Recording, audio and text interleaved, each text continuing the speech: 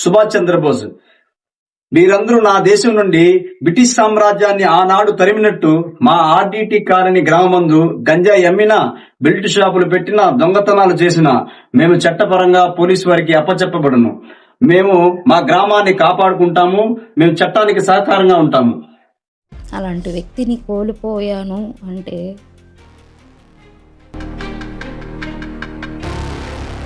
ఎందుకంటే మాకున్న అండే పోయారు. ఖచ్చితంగా మాకు సహాయం అయితే కావాలి.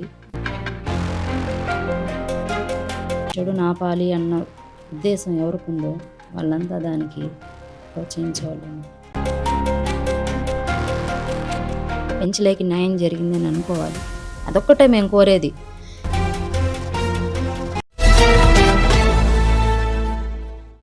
గంజాయి రహిత నెల్లూరుగా మారుస్తాం మేము. సిపిఎం నేత పెంచలయ్య గారి సతీమణి దుర్గా గారు మనతో ఉన్నారు. ఆమెతో మాట్లాడే ప్రయత్నం చేద్దాం. అమ్మ నమస్తే.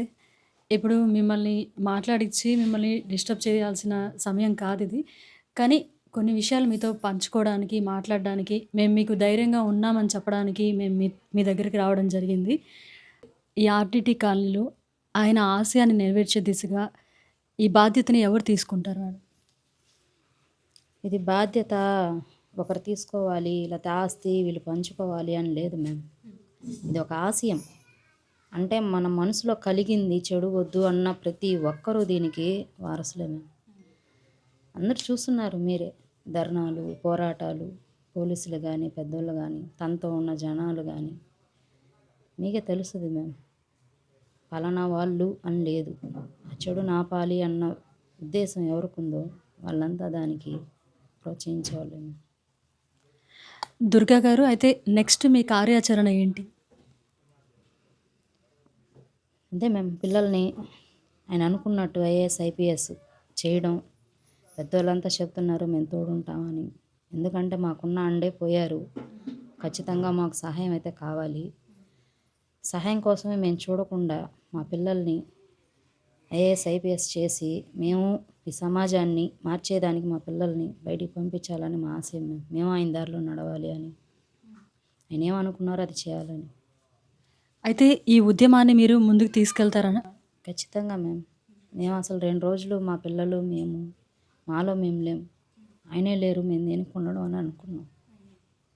ఆయన ఊరికే చనిపోలేదు. ఆయన ఒక ఆశయం మీద చనిపోయారు. ఆయన చనిపోలేదే అని చెప్పి ఇన్ని పోరాటాలు చూసిన తర్వాత మేము ఇలా ఉండకూడదు అని చెప్పి మేము కూడా ధైర్యం తెచ్చుకొని ఆయన ఆశయాలు నిలబడడానికి మేము కూడా ముందుగా వస్తున్నాం. చాలా ఎమోషన్ అవుతున్నారు మీరు. కాదు మేము ఆయన ఒక వ్యక్తి కాదు, ఒక స్ఫూర్తి. అలాంటి వ్యక్తిని కోల్పోయాను అంటే ఉంటుంది బాధ. మాకు థ్రెడ్ ఉన్నా, వాళ్ళతో పాటు ఉన్న జనాలకి థ్రెడ్ ఉన్నా మేము మటుకు ముందుకెళ్ళేదానికే చూస్తాం. ఇదే పట్టుదలతో మీరు ముందుండి నడిపిస్తే కనుక పోలీస్, ఎక్సైజ్ డిపార్ట్మెంట్లు అందరూ కూడా జాగ్రత్త పడతారని నేను అనుకుంటున్నాను. మీరేమంటారు? ఖచ్చితంగా మేమైతే ముందుగానే ఉంటాము. మాతో ఎవరున్నా ఉండొచ్చు. గంజాయి రహిత నెల్లూరుగా మార్చాలని అనుకుంటున్నారా మీరు? అవును మ్యామ్. ఇప్పుడే మేము డిఎస్పీ దగ్గర వెళ్తే అవి రాకలేదు. ఇక్కడతోనే ఆరంభం కాబోతోంది అంటారు. డ్రగ్స్ రహిత నెల్లూరుగా మారుద్దామని మీరు ముందుండబోతున్నారు, అంతేనా? ఖచ్చితంగా పిల్లల దగ్గర ఇచ్చి పిల్లలకి మంచి విషయాలు చెప్పి ఇంకా గంజాయి రహిత నెల్లూరుగా మారిస్తే ఆయన ఆత్మకి శాంతి చేకూరుతుందని మీరు భావిస్తున్నారు కదా? ఖచ్చితంగా అమ్మ. ప్రాణాలు వదిలిందే దానికోసం. కేవలం ఆ దొంగతనాలు, గంజాయి, ఇంకా ఇతర వాటి మీదే ఆయన ప్రాణాలు వదిలేరు. అవి జరిగితే ముందు ఆయన ఆత్మ శాంతిస్తుంది. మేము పోరాటం చేస్తాం.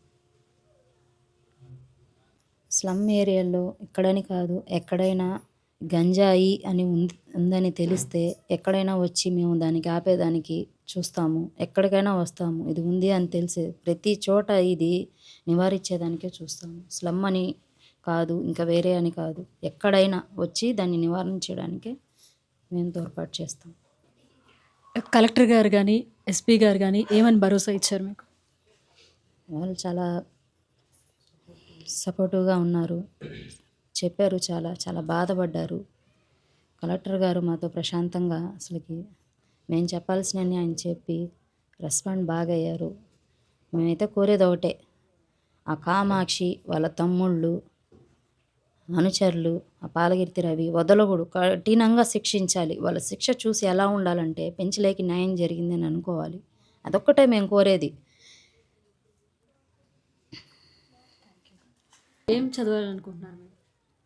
ఐఏఎస్ అవ్వాలని చిన్నప్పటి నుంచే మా నాన్న నాకు మోటివేషన్ లాగా ఇస్తూ ఉన్నారు. చిన్నప్పటి నుంచే సమాజాన్ని మార్చాలంటే ఎడ్యుకేషన్ ఉంటేనే సాధ్యం అని చెప్పేవాళ్ళు.